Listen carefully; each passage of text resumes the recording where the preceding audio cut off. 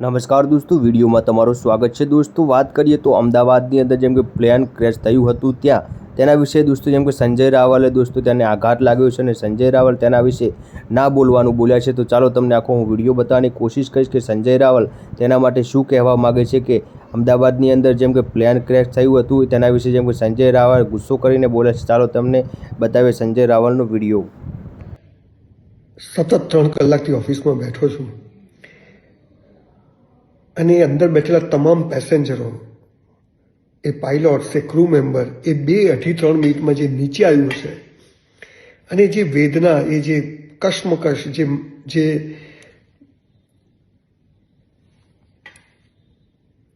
એ અનુભવી રહ્યો છું। બસ સખત દુઃખી છું। આ ઘટના જેવી દર્દનાક અને દુઃખદાયક છે કે મને તો એમાંથી બહાર આવતા અઠવાડિયું લાગશે।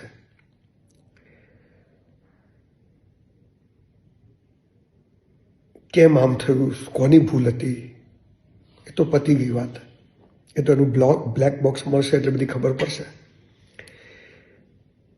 પણ આપણા સૌની સંવેદનાઓ આ લોકોના પરિવાર સાથે હોય।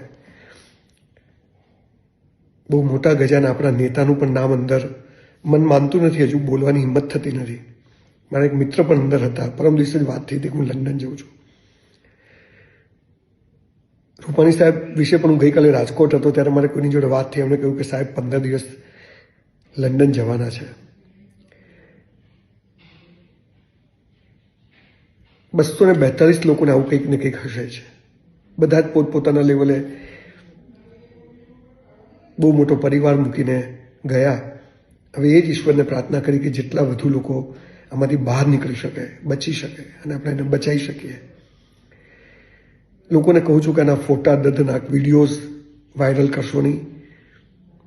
બસ આપણી સંવેદનાઓની એક એવી ઓરા બનાવીએ કે જે લોકો બચી ગયા છે એ લોકો સ્વસ્થ થઈને ઘરે પાછા પહોંચે। આ વિડીયો બનાવવાનું કોઈ કારણ નથી, પણ 3 કલાક પછી પહેલી વાર મેં આવી કોઈ ઘટનાને મહેસૂસ કરી,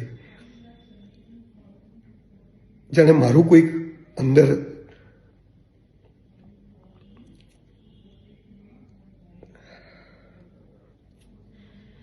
તો મને થયું કે હું થોડું બોલી લઉં।